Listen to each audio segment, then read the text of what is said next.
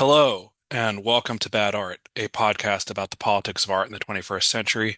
I'm Colin McLaughlin-Alcock, I'm Marielle Grushko. and today we're going to be talking about President Trump and Confederate statues. Just to give a quick note before we get started, we recorded this episode before the announcement in early August that Trump would be restoring the Confederate monument at Arlington National Cemetery, and that he would be restoring other Confederate statues that were toppled or taken down in 2020. While we don't discuss this news directly, our discussion does explore Trump's longtime obsession with Confederate statues, and we will talk about what this means for understanding his wider political strategy. We're excited to discuss this with you. Welcome to Bad Art. I've condemned neo-Nazis. I've condemned many different groups, but not all of those people were neo-Nazis, believe me. Not all of those people were white supremacists by any stretch. Those people were also there because they wanted to protest the taking down of a statue, Robert E. Lee. So, excuse me, and you take a look at some of the groups and you see, and you know it if you were honest reporters, which in many cases you're not, but many of those people were there to protest the taking down of the statue of Robert E. Lee. So, this week it's Robert E. Lee. I noticed that Stonewall Jackson's coming down. I wonder, is it George Washington next week? And is it Thomas Jefferson the week after? You know, you really do have to ask yourself, where does it stop? So that is Trump speaking after the 2017 Unite the Right rally in Charlottesville. And for the listeners who don't remember, the Unite the Right rally was a massive neo-Nazi march which brought together dozens of extreme right-wing groups to parade through and terrorize the people of Charlottesville, Virginia. The march was ostensibly organized to protect a statue of Robert E. Lee, which activists were attempting to remove. And in the aftermath of the march, one person, Heather Heyer, was murdered by a white supremacist. A synagogue was terrorized by protesters who threatened to burn it down with worshipers inside. And there was all kinds of disaster throughout Charlottesville. Yeah, I actually want to jump in. Yeah, go ahead. Just, Colin, you and I both work with college students. We know that for some of our younger listeners, it might not just be that they don't really remember, but they were too young to really Right. observe what was happening at the Unite the Right rally. So, just to sort of spell it out a little bit more for people who maybe weren't watching the news footage as you and I did, the images and words coming out of Charlottesville were terrifying, Yeah. right? I don't want to say that they were like nothing we'd ever seen before in mainstream US politics. Certainly, the white nationalist and white supremacist rhetoric coming out of that rally was not new. But at the same time, I remember a lot of explainers after Charlottesville explaining to, just like news consumers, like, what does it mean that these people were chanting, Jews will not replace us, right? Right. Why were they chanting that? Or what, yeah.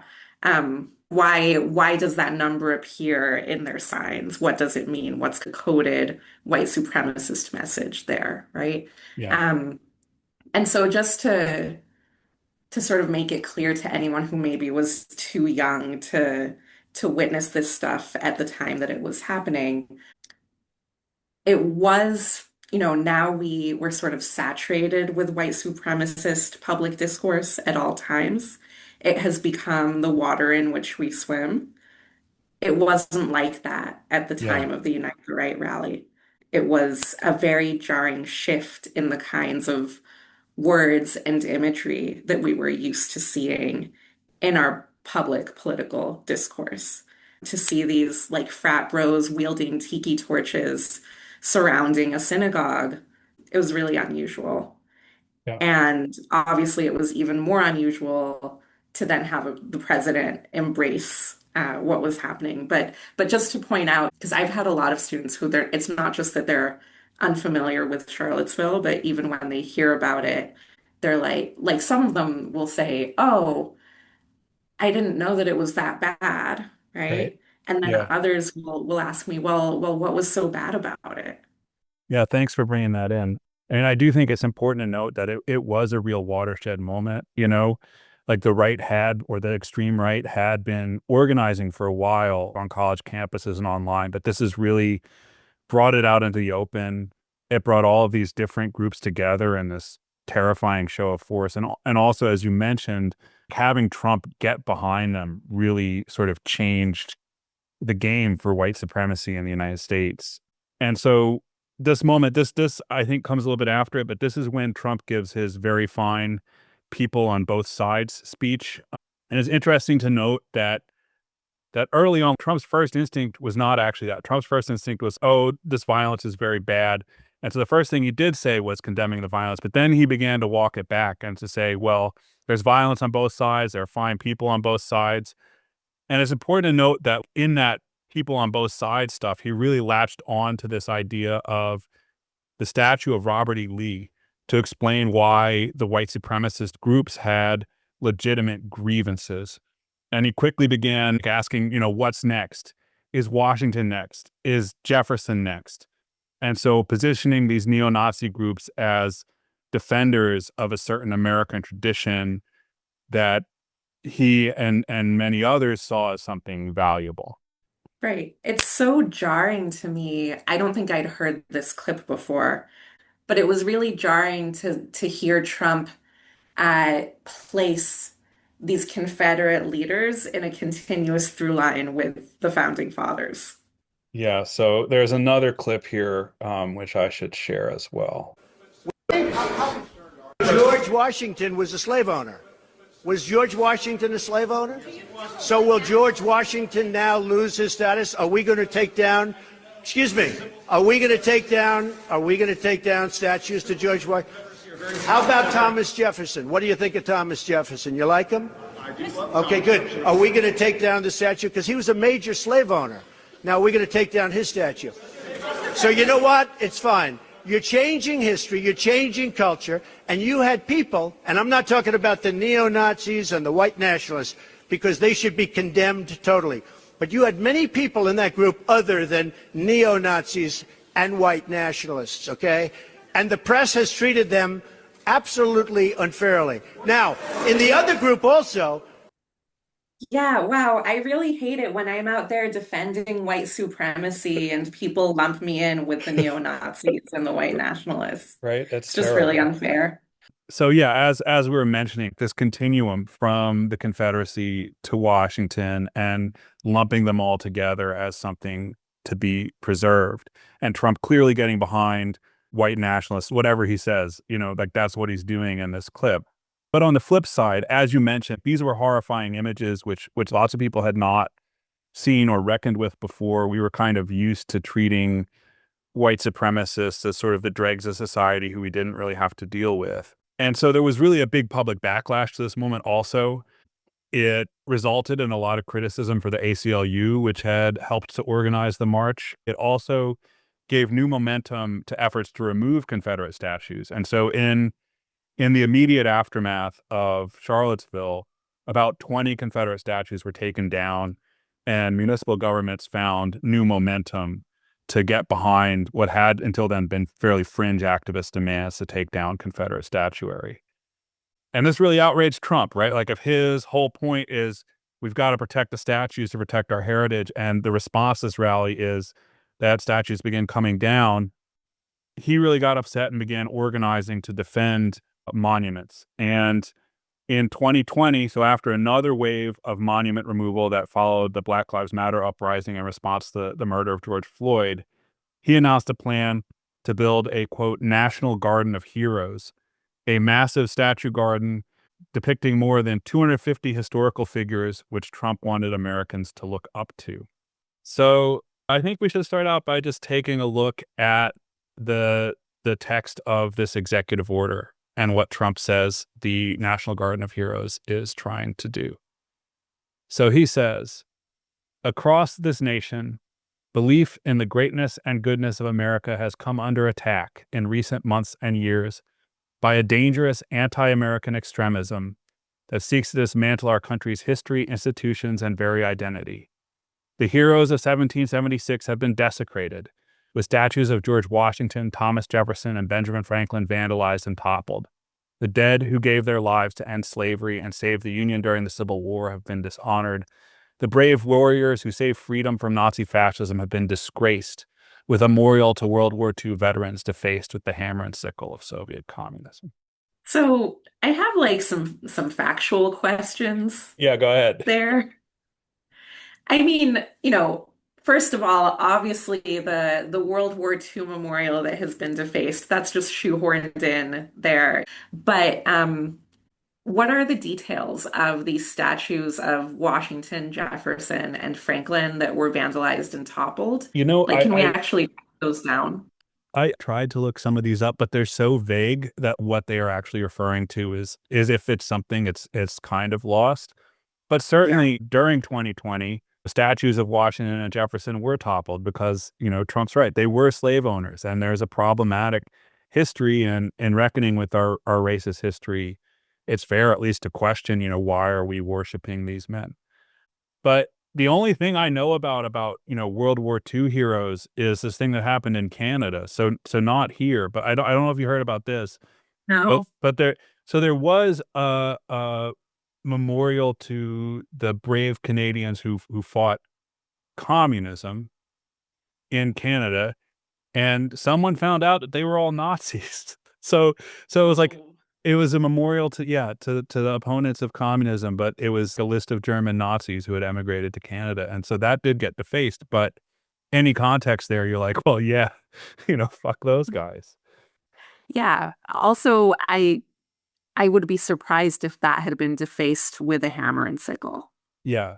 So it's hard to tell what they're talking about there, but clearly, this idea that the greatness and goodness of America has come under attack. These heroes are being discredited and defamed, and that's the reason we need to react against, painting the people who are challenging these heroes as enemies of the nation and not just contestants in a particular questioning of history or contest over history. And, the present. One thing we want to keep a focus on is these are not just about history, but how this plays out today. Right. I actually think both the executive order text and the audio clip that you played earlier both really emphasize this in a way that's really helpful. That what this is about is not history, it's about cultural change Right. in American identity. Yeah, I think that's absolutely right. And like that second clip, that what is it he says, the effort to destroy our heritage and erase and rewrite history. It's really apparent that is where this is. Right. And of course, I'm sure we'll get into this, but the idea that our heritage is white Confederate and white slave owner heritage is, of course, exactly the problem. Yes, absolutely. So we will get there, but we should first just read a little bit more from the order. So he says, the Okay. National Garden is America's answer to this reckless attempt to erase our heroes, our values, and our entire way of life. There's more there, but just to get into like this idea that our entire way of life is under attack, that's a very fascist rhetoric, because Yes. one of the things that comes up in right-wing military commentary is it's when your entire life way of life is under attack that you have the right to attack and annihilate others, even preemptively, right? So it's a logic that says this is an existential threat, and so we need to crush and destroy, Black Lives Matter and other activists who seem to stand for this statue removal. Right. It's reiterating this trope where white people are under threat of invasion, Yeah, right? yeah, I also wanted to point out, like, God, what a depressing way to think about what our way of life is, right? yeah. You know, I truly don't know what I would do with myself if I thought that my way of life could be summed up by, celebrating the fact that my ancestors owned slaves and fought against the Union. It is such an impoverished vision of even what it means to be an American. And, thinking about the list of people who will be honored in the Garden of Heroes, clearly on some level, the executive order understands that it is not just those people who Right. make America what it is, right? The list of names at least attempts to honor a much wider swath of Americans and their contributions to American history. But then the text of the executive order completely undoes all of the work that the actual inclusion of the statuary would do. Well, I heard that, I don't know the details of this, but in researching this episode, it came up that the initial draft had no indigenous people on it. And so, Mm, now you see Sitting Bull and Red Cloud sort of like thrown on the list. But, there are right. like, Like presumably the two indigenous people that whoever drafted this just could think of off the top of their right. head. I mean, it's all off the top of their head. It's like, how many names can we think of just like written down?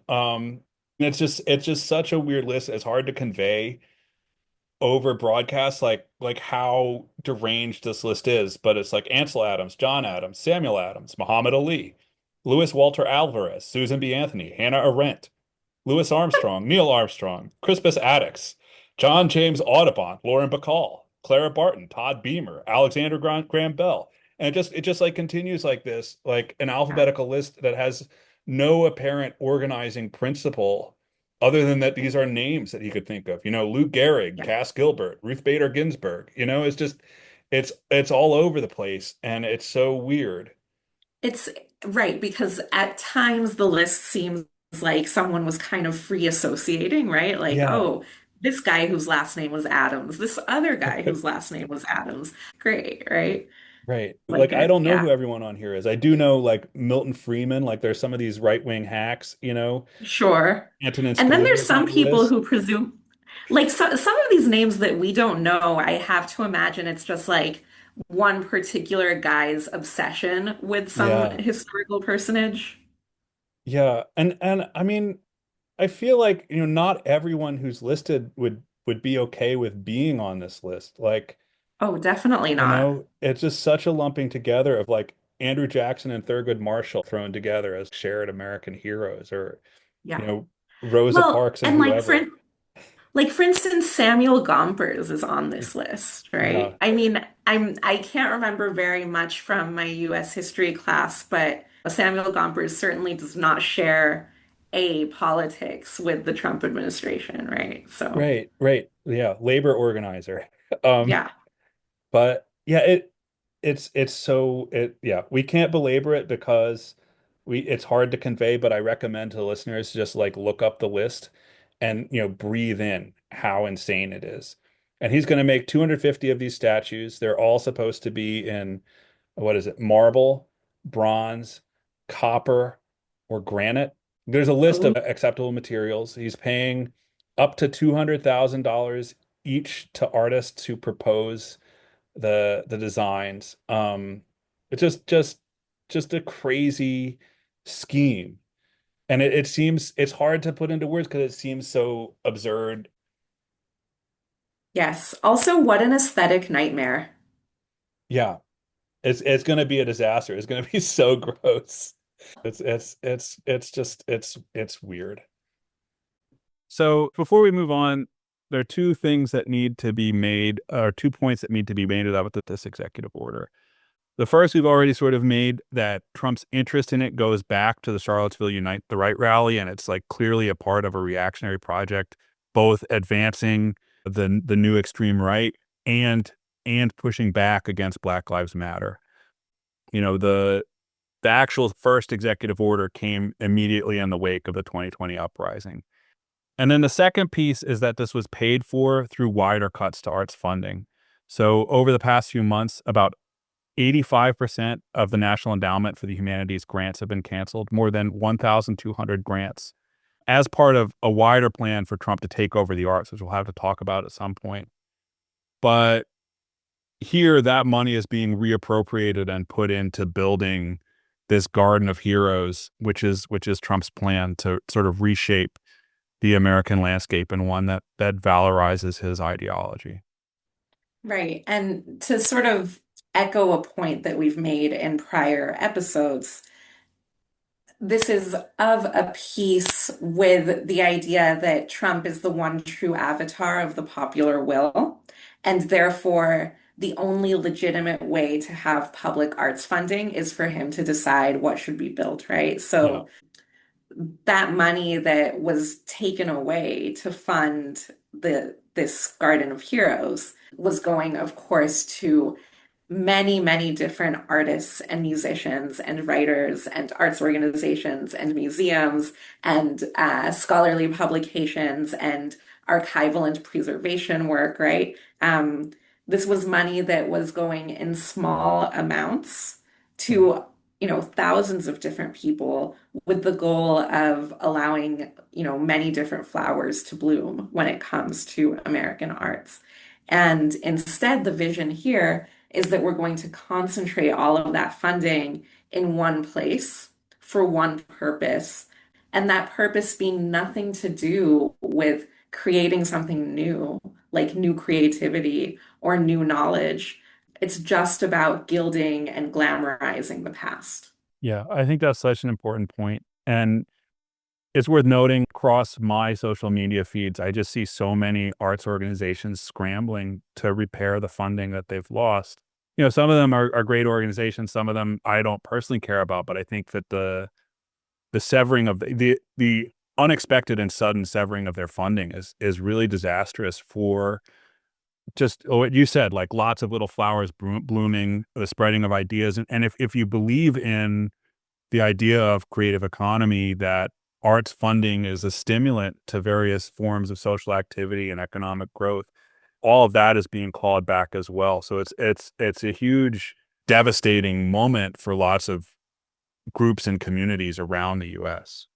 Right. And it represents an about face in two complementary ways, right? Yeah. One, as you mentioned, Colin, the entire economic infrastructure of American arts is built on these small infusions of government money, right? Right. So, I used to work, for instance, for an oral history and radio nonprofit, and we would get some federal money Right. with the understanding that that was a tiny piece of our budget, a crucial piece, but that would encourage us to then go out and get other types of funds, right? Yeah. So very few of these arts organizations were relying on federal money as their only source of funding, and yet it's also not money that they can easily replace from other sources.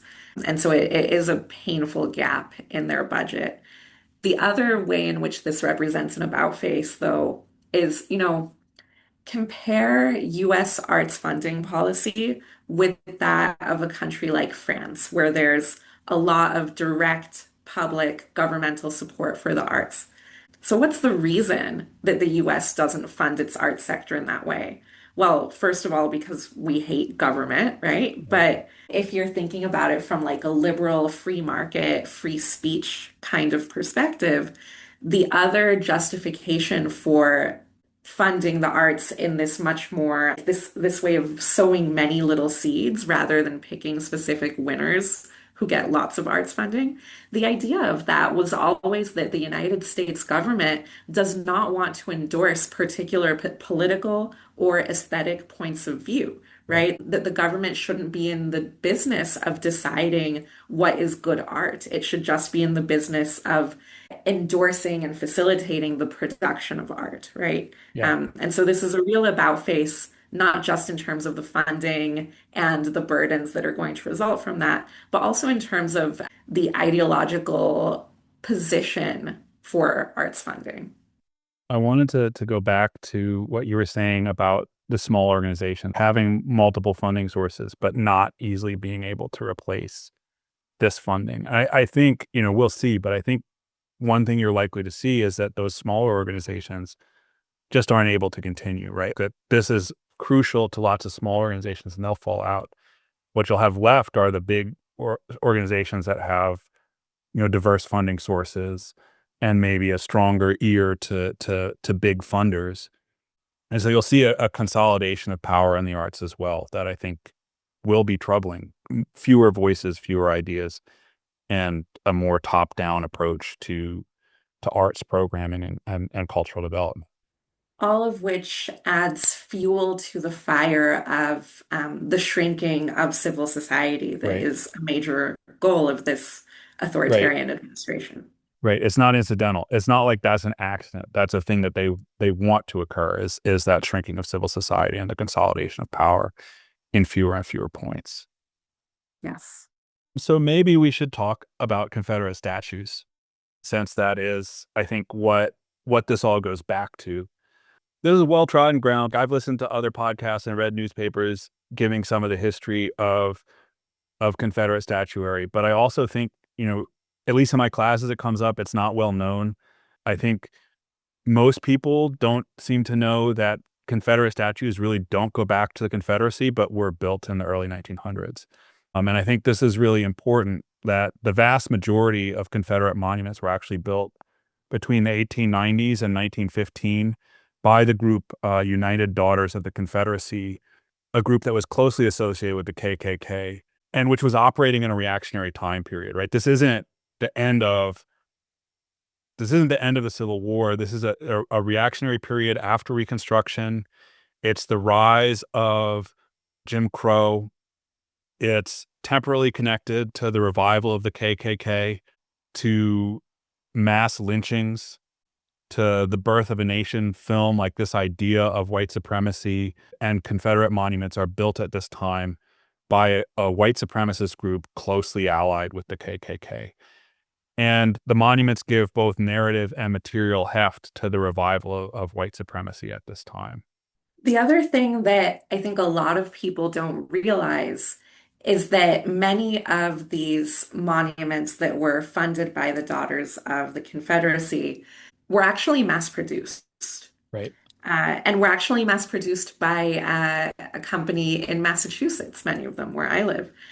And so these were just, sort of cookie cutter Confederate monuments that were created with the intention that they could be sort of quickly crafted and installed across the country. Sometimes people have the misconception that each of these monuments is a work of art in its own right. That can lead to concerns about, well, if you're taking it down, where can you preserve this? Can you give it to a museum? Museums don't really want these monuments because they don't have artistic merit. They all look pretty much identical.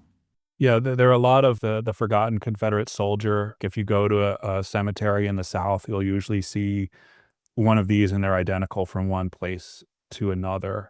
There are, of course, more spectacular monuments. These big monuments, which were sort of feature pieces for the Daughters of the Confederacy, such as the Robert E. Lee in Richmond, or Stone Mountain, or the monument at Arlington. But there are also just lots and lots of these mass-produced ones, as you're mentioning, that got fundraised and put in all over the South. In addition to cemeteries, it's important to note a lot of them were put at schools, and a lot of them were put at courthouses. Courthouses, of course, being a display of white supremacy in the government, and deliberately intended to be that. And also, courthouses are where most of these lynchings took place. So they're material contributions to the violence of white supremacy that was spreading in the early 1900s. And, to put it a little bit more bluntly, they are threats Right. to Black people, right? Right. Um, Sort of a visual message that this courthouse is not a place where you will get justice. Right. This courthouse is here for your subjugation. Yeah, absolutely. So in looking into the monument building, I took a quick look at a book by Karen Cox called Dixie's Daughters. And she describes how the Daughters of the Confederacy grew out of women's memorial groups, which had already existed. And their job was to care for grave sites, and also to provide charity to aging disabled veterans. But what the Daughters of the Confederacy really did is it changed the goal of memorialization from commemorating defeat and caring for the infirm, um, to a vindication of the cause. So their goal of memorials was to celebrate the heroism of the Confederate cause, to vindicate it, to celebrate the soldiers as patriots, and to present Confederate leaders as true American patriots fighting against an unjust order rather than as traitors. And she writes that the UDC accomplished in peacetime what their Confederate forebears had failed to achieve during war, transforming Confederate defeat into a political and cultural victory. And we should also say that like the daughters, that they're a marginal group today, but in the early 1900s, they had immense influence. Despite often opposing women's suffrage, they consulted with multiple presidents, lobbied to have Confederate soldiers reinterred, so dug up and reburied at Arlington National Cemetery. They shaped education policy throughout the South, publishing and distributing children's educational books about the history of the KKK, among other things. They did their own historical research and published historical research. They held cultural revivals. They built museums. So there's this huge swath of influence on culture and policy, not just throughout the South, but throughout the US. And they became, they had branches in the North as well, and became a really powerful group at this time. Right. So this is a really strong example of the use of memory, meaning both historical memory and memorialization, commemoration, Right. um, as a way to change the culture, right? Yeah. The quote that you read about how this achieved a cultural and political victory from the Civil War, which of course ended in military and political defeat. And so I think it's, interesting to think about the quote by President Trump that we started the episode with, where he's really calling out what he sees as this cultural shift that will come with these monuments being taken down. And, you know, he's not wrong, No. right? Of course, it would be a cultural shift for the monuments to be taken down. But let's also be clear that the installation of the monuments was itself a cultural shift, right? So Yeah. we're not talking about sort of an unchanging American historical identity that ran from the Civil War to 2020 or to 2017, right? We're talking about a historical identity based on Civil War memory that was deliberately created a couple of generations after the Civil War. Yeah, I think it's really important how that contests some common ideas about Confederate memorialization, both from the right and from the left. I think from the right, what we hear is you can't take down these monuments because they're history or heritage or something like that. But being aware of how they were specifically constructed as part of a project of enforcing white rule and white terror, and not simply a project of memory, and the cultural shift that they enabled, I think really challenges that message that this is just sort of neutral history being presented and preserved. On the other side, I think it also challenges this myth of continuous progress in the US, which I think liberals of my parents' generation really hold this idea that the US had some problems, but it's been continually getting better over time. And so you had the Civil War, that left some things undone, but then you had suffrage, and then you had civil rights. And so we've been steadily moving forward over the course of our history. And this is, Obama likes to quote Martin Luther King saying the long arc of history bends towards justice or something. But I think this explicitly disproves that we had progress after the Civil War, and the right wing organized against it and defeated it, largely through this Confederate rememorialization that took place in the 1910s, not immediately after. So it's not a straight line moving forward, but dips and valleys, and you have to fight for the country that you want. Absolutely. And, I think it bears emphasizing that not only did projects like the Confederate monuments, not only did those projects defeat the reforms of the Reconstruction era, but they actually were pretty successful at casting those Reconstructionist era reforms as un-American, Right. right? As invasive to the autochthonous culture and Right. heritage of the South, Yeah, right? absolutely.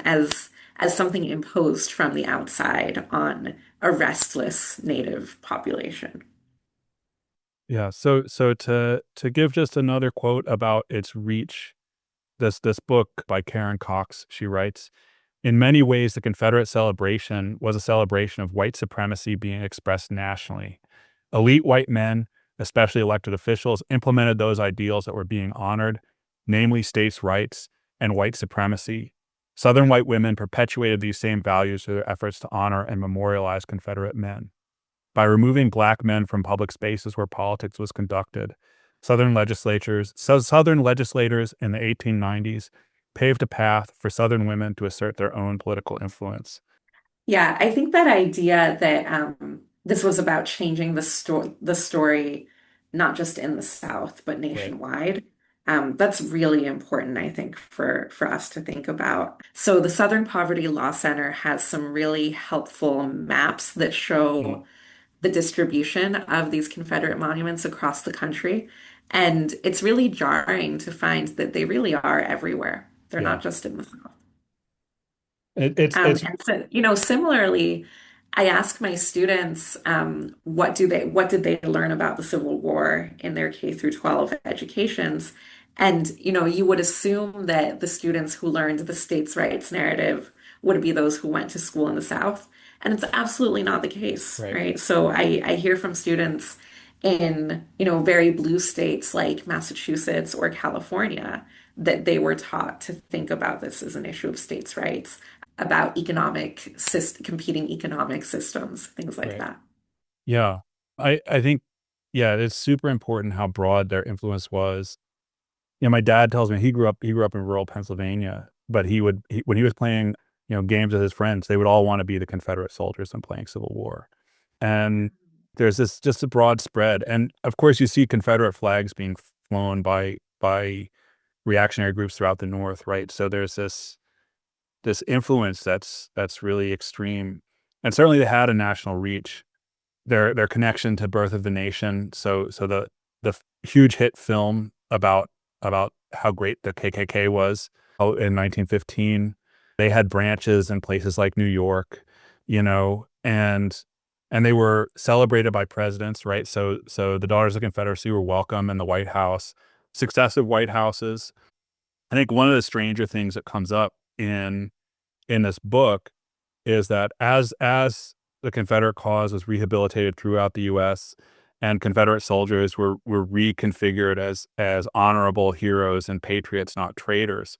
One of the things that happened was that after World War I started, the Daughters of Confederacy contributed to wartime hospitals and relief in World War I.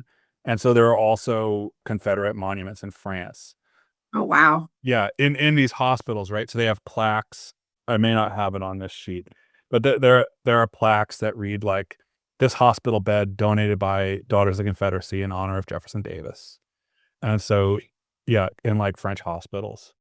Right. Again, further sort of spreading their message that this is just American culture. American Yeah. culture is the Confederacy.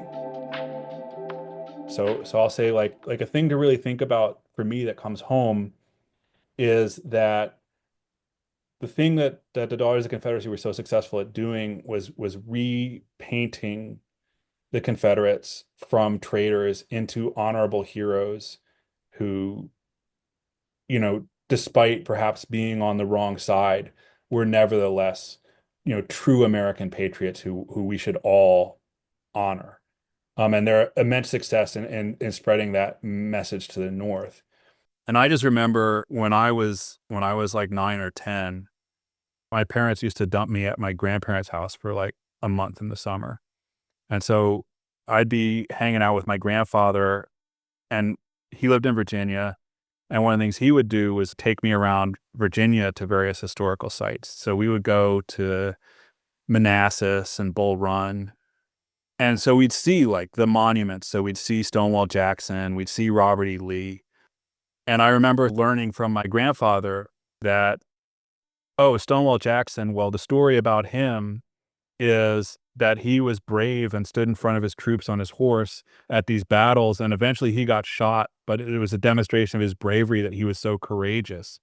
Or Robert E. Lee, well, he didn't even really believe in slavery, but he felt like it was the honorable thing to represent his state and to work with people who he had a commitment to. So he had a commitment to the South and to his honor as a general, not really to slavery. And these were stories that my grandfather told me as we looked at these monuments.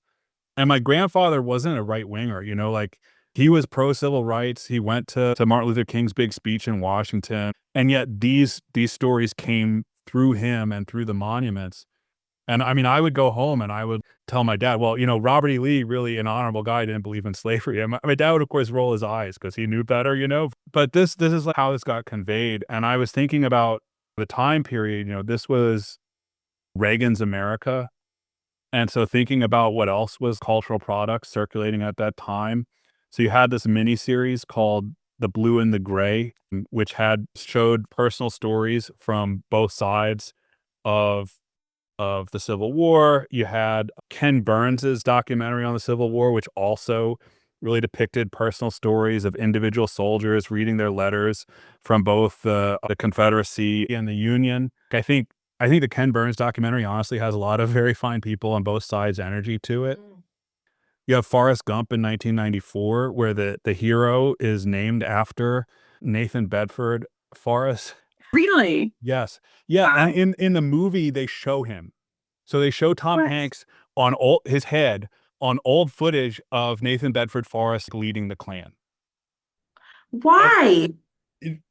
who knows? Like, I mean, Forrest Gump is a really reactionary movie. It's anti-civil rights and anti-women's rights. Those are the things that bring Sure. Forrest down. But it is also it's shocking to recall this mainstream movie where it's just like, oh, look, the Klan is part of my heritage, you Right. know? Right. Um, Right. I'm sure that the filmmakers just understood themselves as doing like a little bit of characterization of yeah, this guy from the South. yeah. So in Reagan's America, and you had things like revivals of the racist Disney cartoon Song of the Oh, South. yeah. Gone with the Wind was a big thing back then. So you just had this cultural atmosphere under Reagan where there is this reimagining of the American past in which the Union won, but both sides were noble and brave. And so, we don't have to agree with the Confederacy. We have to respect their heroes. And then it's weird to think how that got passed down to me from my grandfather, who I don't think is a neo-Confederate. Well, and it's so interesting in light of what you were saying earlier about, we have liberals have this myth of, the arc of the moral universe is Right, long, but it bends toward justice. And you're saying, one thing that we can learn from the Daughters of the Confederacy and their successes is that's actually not the case, right? It's right. often action and reaction, progress and revanchism. And I think it's interesting to think about your grandfather, you said that he was at Martin Luther King's speech, but he came up in this time before the big speech, right? Right. Um, and so then you can think of him as maybe that generation prior to the civil rights movement. Your father, I imagine, is like the civil rights generation, and Yeah. then you are the Reagan generation, right? And so we can see this revanchism, progress, revanchism, right? Like even Yeah. within your own family line. Yeah, absolutely. So the reason I wanted to bring that story up, I think also is exactly that. We can see multiple eras where this revalorization of Confederate monuments is a part of a bigger reactionary project, whether it's in the 1910s. There was a spate of Confederate monument building during the civil rights movement. And then you get to the 1980s with Reagan, where again, valorizing a certain kind of myth of American goodness that includes the Confederacy as part of his reactionary project. And then you have now, right? So then you have now where this again becomes important to Trump because of the myth of America that he wants to be representing.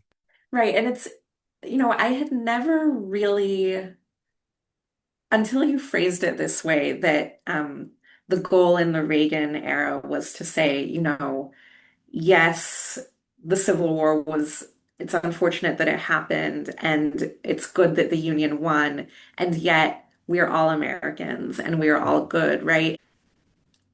It's really of a piece with this kind of optimism. I mean, I wasn't born yet during the Reagan administration, but I think it's of a piece with the optimism that Reagan, I think, tried to Yeah. project, right? This kind of sunny view of the American character and American identity. And I guess, not having been around to experience it for myself, that was never really clear to me that that's where this was coming from. I sort of always took it to be this cloaked celebration of the Confederacy.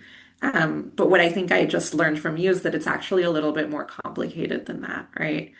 It's not that they were necessarily trying to valorize the white supremacist politics of the Confederacy. It's almost like they were trying to tell themselves like this nice bedtime story where, bad things happened, but we're all good people here. Yeah. I mean, I don't want to give Reagan too much credit because, he did come in as like an anti-civil rights candidate, but also I think you're right that it is this bedtime story, at least as it distributed, right? It's this bedtime story about American goodness, American heroism, American honor and valor that even when we're on opposite sides, we all share. And this projects us into our place in the world as honorable leaders in the next fight. Right, and it's totally like the Hollywood epic war movie version of American history, which Yeah. makes so much sense for Reagan. Yeah. So to drill down on the connection, like the material connection to white supremacist terror, should highlight a couple of these sites. So Stone Mountain, Georgia, planned in 1914, only completed in 1970. It had a lot of ups and downs. Was sculpted by Guston Borglum, who was closely associated with the KKK and who did several Confederate monuments, but also noted for constructing Mount Rushmore. But Stone Mountain, Georgia is a property that the Klan has involvement in, and so there's regular Klan activity on the site, cross burnings and the like. So it is like a site for staging terror rallies, not just a monument to the Confederacy. Monument Avenue in Richmond, so several Confederate monuments there: Robert E. Lee, Jeb Stuart, Jefferson Davis, Stonewall Jackson. And prior to 2020, at various times, such as Robert E. Lee's birthday or Confederate History Month or so on, Sons of Confederate Veterans would gather on Monument Avenue with Confederate uniforms and Confederate flags in a show of force. So again, these were white supremacist gathering places, not simply neutral monuments and places from which terror rallies reached out into neighboring Black communities. Right, and as you said, it's not like they were like neutral gathering places for uh people who love the Confederacy to like sing songs and remember the good times, right? They Right. are gathering places designed to show and project force and terror. And of course, this is again what happens with the Unite the Right rally, right? Like there's a perceived threat to the Robert E. Lee statue in Charlottesville, and right-wing groups begin to gather there to rally in defense of the statue, but also pushing out into the neighborhood. And then the Unite the Right rally becomes sort of the culmination of that energy.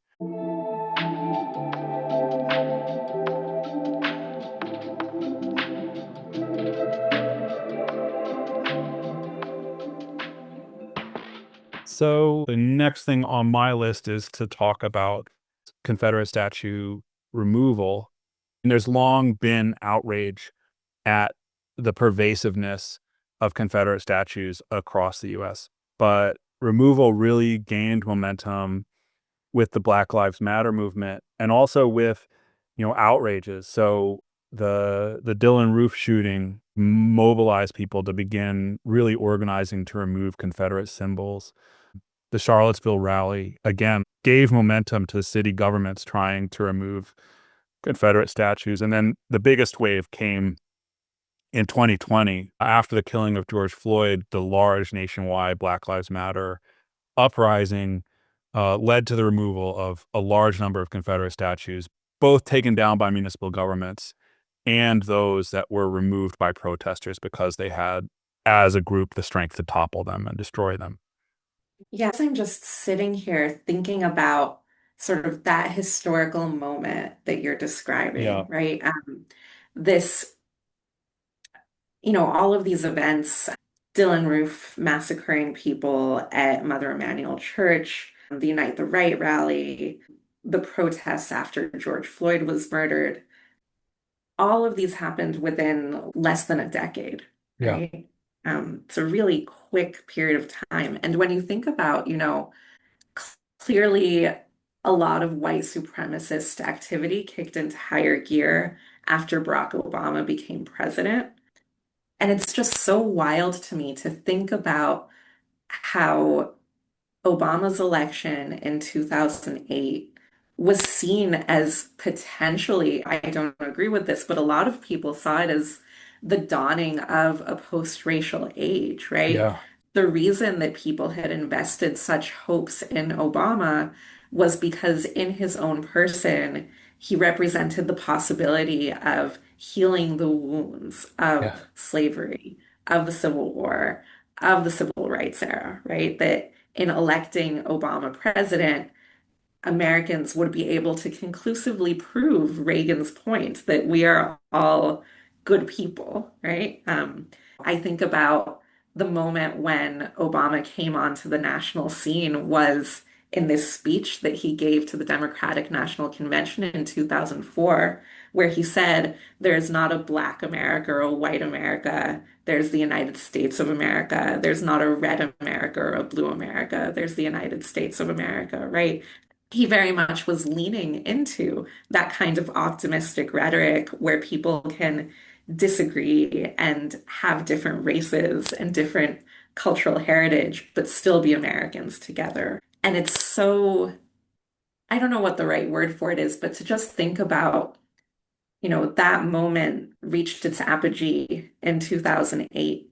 And within the next decade, within the next 12 years, you had these sort of landmark moments of white supremacist action and counter reaction, right?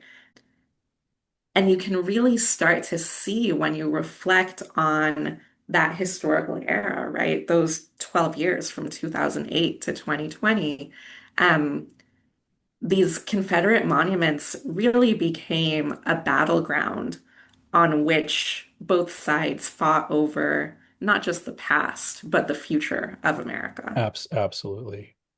I think it's really interesting what you said about Obama being sort of the inheritor of Reagan's idea of goodness. I think that's pretty apt, that Obama was as a president sort of the culmination of the neoliberal era. Like, I don't know what we're in now, but we've sort of moved past that technocratic idea of government, and he really wasn't, to the disappointment of many civil rights leaders, Oh, he, yeah. he wasn't an advocate for Black civil rights. And it's important to note the Black Lives Matter movement started under Obama largely because he was failing from the perspective of activists to defend Black people. And there was real outrage about his administration's response to Ferguson. And so you do get, this is gathering momentum under Obama even before Trump comes into office. But once Trump does, the battle lines are really strongly drawn. Right. I think that is really important that, sometimes because Unite the Right rally was sort of this big moment in galvanizing Black Lives Matter, it's easy to forget that the movement began, as you're saying, under Obama's watch Yeah. and really as a movement protesting what the United States was doing to Black people, right? Yeah. The whole apparatus of government, not just one particular political party or ideological strain. Yeah. And I mean, there's little to do with Trump or little to do with Trump, but it is really hugely important that one of the things about Black Lives Matter is that it was not contained by the Democratic Party as other strains of activism have been. And it really refused to be and challenge the Democratic Party as much as it challenged the right. Right. Absolutely. So there are more than 160 Confederate monuments which have been taken down since 2015, and more than 110 in the immediate aftermath of George Floyd's murder. And I remember when this was happening. So I remember in 2020 just watching the exuberance as people rallied around monuments and tore them down or used them as sites for the staging of protest. And actually, as this was going on, I thought, oh, maybe I should save some of this. So I created a little Pinterest where I saved, just everyone's little tweets about the different monument stuff that they were doing. Colin, I Um, love that you did this as a Pinterest board. this is my That's only Pinterest board, but I was like, how do I save these images? Does it feel like an aesthetic Pinterest board of tweets? How do you mean? Like when you look at all those images that you save together, do they feel to you like they tell a cohesive artistic story? Yeah, I think so. So hold on, let me pull it up. Yeah, I think so because I think it is the thing that says to me. It recaptures some of the joy of that moment. Mm, I really miss the sort of joy and optimism that people had, but some of my favorites, all the stuff that happened around the Robert E. Lee in Richmond, whether it was ballerinas using as a stage, was Mm. people projecting counter messages on it. Here's a picture of people playing basketball in front. I think the people using empty plinths. So a lot of people in indigenous garb getting up on places where Columbus or as Junipero Cerro have been toppled and now celebrating indigeneity on these spaces. Here's one of those. These are just such beautiful images, people celebrating Black power, in front of these statues and using the plinths to celebrate something new, like a wholly different vision of the US, all the celebrations as these Mhm. things come down. And I also have the parties that take place around these removals. Yes. Colin, I'm so glad you said that. That's exactly what I was going to say is I think for people who weren't involved, it's really important to emphasize that the feeling when these statues were taken down was usually that of a party. Joyous, so many people involved, welcoming, an idea that we were really on the verge of creating something new for the country. I mean, I love this that there's one in England where they took down the statue of a slaveholder and they threw it in the river, and they quickly changed Google Maps so that the pin for the statue showed up in the middle of the river. Like, just, like, all these silly things are, like, these imaginations of car sales, like, floppy dudes being put on these empty plinths the way that they were used for other things.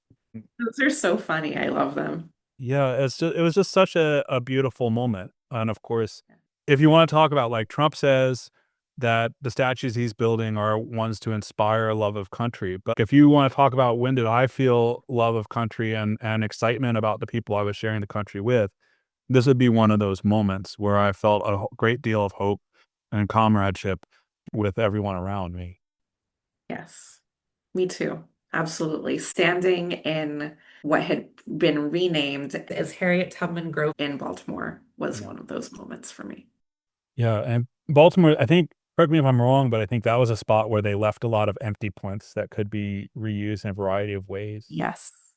Yes, exactly. And Baltimore was also an interesting case. I think this happened in other cities across the country too, where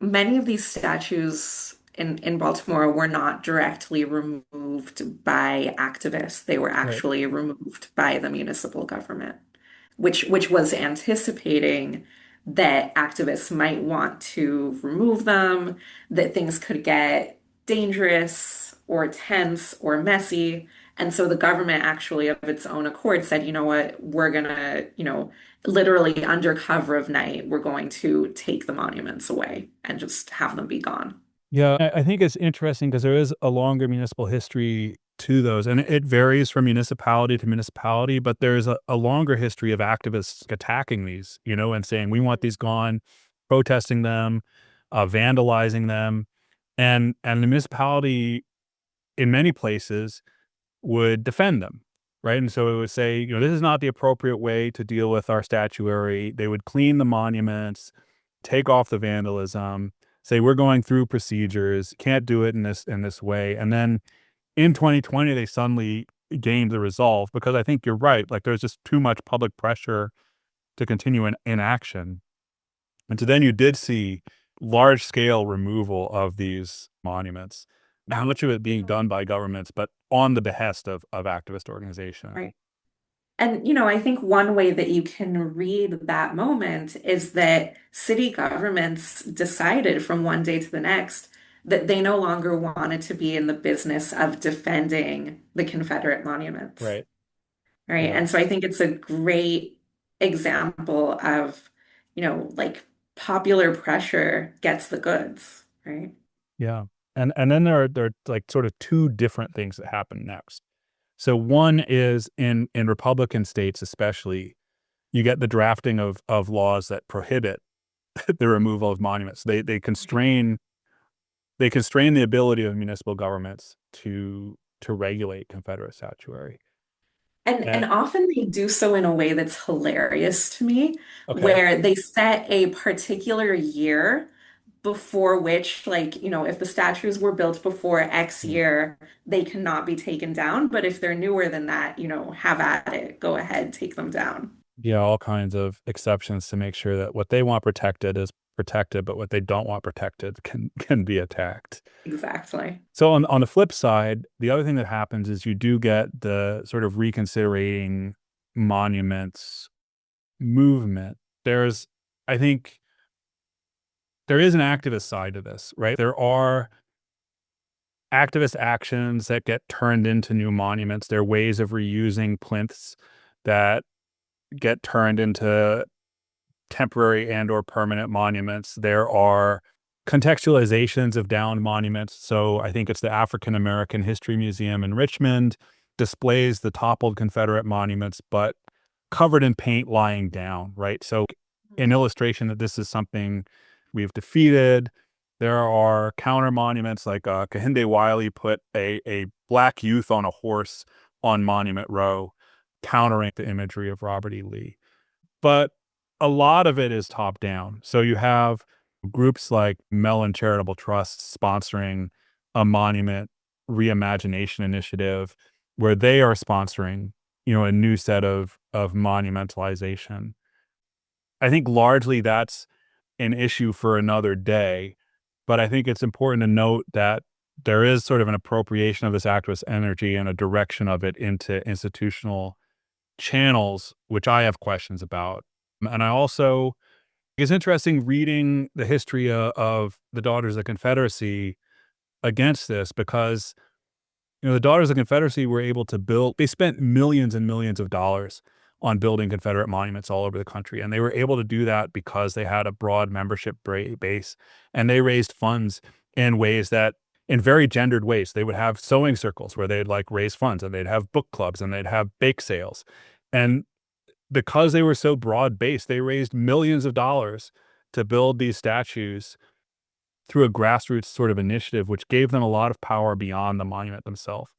And I really wonder, like a lot of these new monuments, they're being sponsored by charitable initiative. I just wonder how much of a popular base or impact they actually have.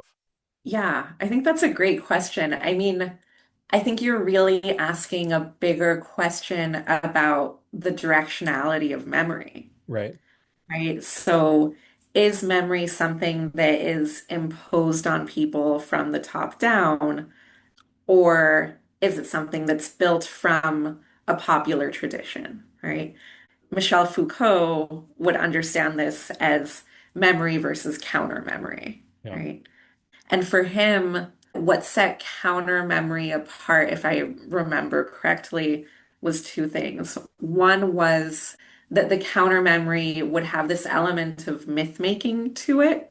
So, like popular mass movement myth making, and that it would resist power in some way, right? Yeah. And so I think part of, I imagine that part of your concern with the Mellon-funded new monuments is, what forms of power are being resisted here, and then what forms of power are these monuments reproducing?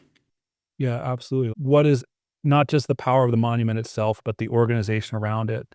What is it empowered to do? What sorts of social life does it enable or disable?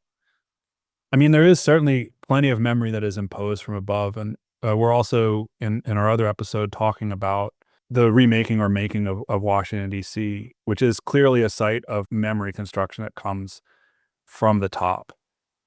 But yeah, I am curious what alternate ways of engaging with history and what more activist projects look like. I mean, I think like one of the things that's interesting to me is the reusal of old plinths, right? The saying this is toppled history and we're putting ourselves on top of it, or the development of counter monuments where they're really facing off against the history, so they're much more confrontational, I think, than at least what I've seen coming after. And that's not to say that it's all bad work coming after, but I think is a very different MO. Right. Right. So, you know, not to get too theoretical at the tail end of this Mm. episode, but um, Maurice Halbwachs, French sociologist, defined collective memory as how minds work together in society to remember, right? Okay. And I think part of what you are saying is that question of how, like concretely, how do we remember? And how is it that we work together to create that memory, to remember it together? That actually really matters, right? So it's not enough to have a monument that depicts a different sort of image of history Right. or of culture. The reason that the monuments matter is as sort of one node in this larger shared practice of remembering. And what I hear you saying is obviously we are not fans of the Confederate monuments, and yet game has to recognize game, right? The Daughters of the Confederacy did a pretty excellent job of creating, I don't want to say a mass movement, but certainly It a absolutely a women's mass grassroots movement. movement. Yeah, it Yeah. was a mass movement. Yeah. It's so Um, successful. well, no, I guess I was sort of wondering, like, would we define it as a mass movement or not? But you're saying, yes, it was so broad-based and so successful that, yes, we should understand this as a mass movement. I mean, it was exclusive in ways, right? So it was classist, and there were ideas about who constituted a true Southerner, obviously restricted mostly to white women, right? And white women of a certain class. But on the other hand, it was very broad-based, had a expansive membership, expansive influence and interest across the US. I think it the investment of a broad public in this organization during the period between the end of the 1890s until World War I was massive. And it was popular and broad-based. I think it's appropriate to call that a mass movement, to think about how it had success at being part of a grassroots white supremacist organization, but a grassroots one that had real reach and influence compared to institutions trying to set the agenda, but without any kind of seeming mandate or participation. Right. And you're talking about a long period of time there, right? Yeah. This is like a 25-year stretch where the Daughters of the Confederacy are fundraising and having their reading groups and their sewing circles in order to sew these monuments across the country, Yeah. right? And in order to build up sort of their national credibility so that then they are invited to the White House and are seen to speak credibly on the cause of the Confederacy, right? And, when I compare that to Mellon funded monuments, of course, there's a huge difference there, Yeah. right?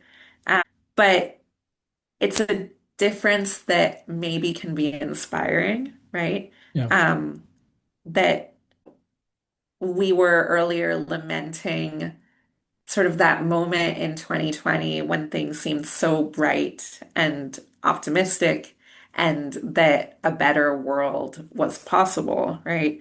But maybe if there's a lesson that we can take away from the Daughters of the Confederacy, loath though I am to give them that, it's that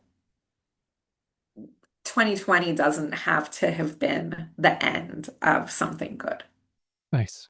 Yeah, I like that as I guess that shouldn't be our endpoint. I was gonna say I like that as our endpoint, but I think we should bring it back to Trump. But I think that's a real nice spot to land our historical discussion on. Thanks.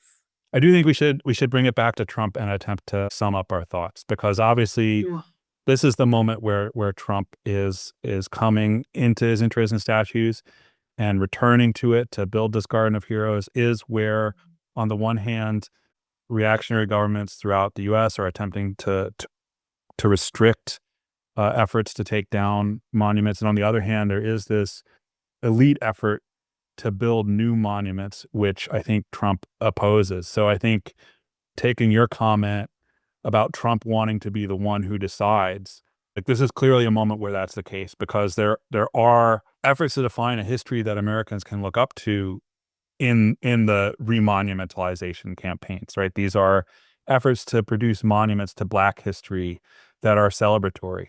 There are also efforts to commemorate the harm, but there's certainly a positive vision of the U.S. being put forward in a lot of these.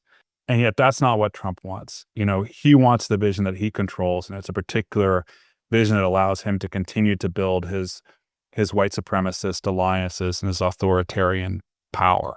Yeah, I guess my question about that is it really the elite monument building that he is opposing with the Garden of Heroes? Or is it the mass movement energy that was behind Black Lives Matter? It's definitely suppressing the mass movement energy and invigorating his right-wing support. But I think, I mean, we were talking in the other episode that we've recorded so far. We'll see which one comes out first. But about the African American History Museum. We haven't talked about it, but there's the lynching monument and museum. There's the monument to Martin Luther King. Like, these sorts of things don't fit into his worldview. So it's not necessarily that he is taking odds at the other rich folks, although he is, but he is finding ways to pick losers and to pick fights that empower him. And I think Right. those projects are ones that he can define himself against in very authoritarian and effective ways. Right. I think that's important to point out, right? Because in the text of the executive order, you can see this move to define the other side as the Yeah. problem, right? This idea of like, oh, the American everyman is being told that their white history is not good enough, that it's not the real American history, it's under threat, right? But it's really important to keep in mind that that's all smoke and mirrors. Um, what we can actually see driving the executive order is not about the external threat, right? It's about continuing this white nationalist self-mythologization. Yeah, I think absolutely. So that's probably a pretty good place to leave it. So thank you everyone for listening to our conversation today. I'm Colin McLaughlin-Alcock, I'm Marielle Grushko. and you're listening to Bad Art, a podcast about the politics of art in the 21st century. If you enjoyed this, please listen more, like, subscribe, Tell review, your all of those things. friends. Tell your friends. We're a new podcast, and we're excited to gather listeners and keep going. So thanks so much for listening. We'll talk to you next time. Bye. Bye.